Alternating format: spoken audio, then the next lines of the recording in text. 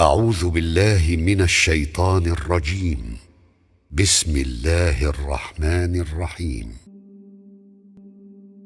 فأما الإنسان إذا ما ابتلاه ربه فأكرمه ونعمه فيقول ربي أكرمن.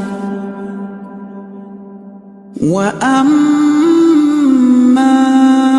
إذا ما ابتلاه فقدر عليه رزقه فيقول ربي أهانن.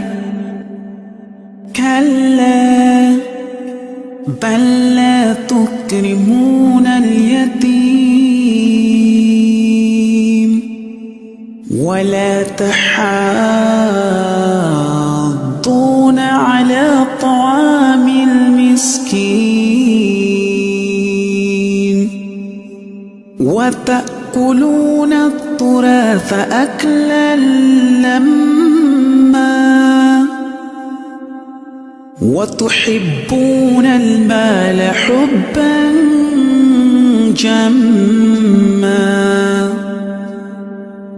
كلا إذا دكت الأرض دكا دكا وجاء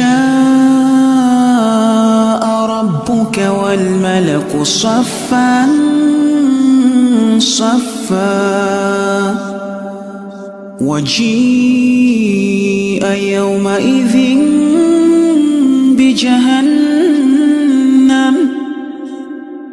يومئذ يتذكر الإنسان وأنى له الذكرى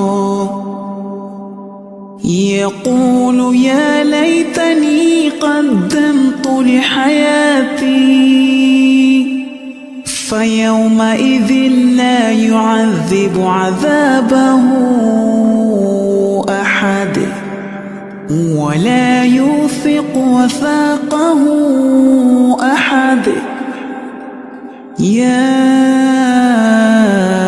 أيتها النفس المطمئنة ارجعي إلى ربك راضية مرضية فادخلي في عبادي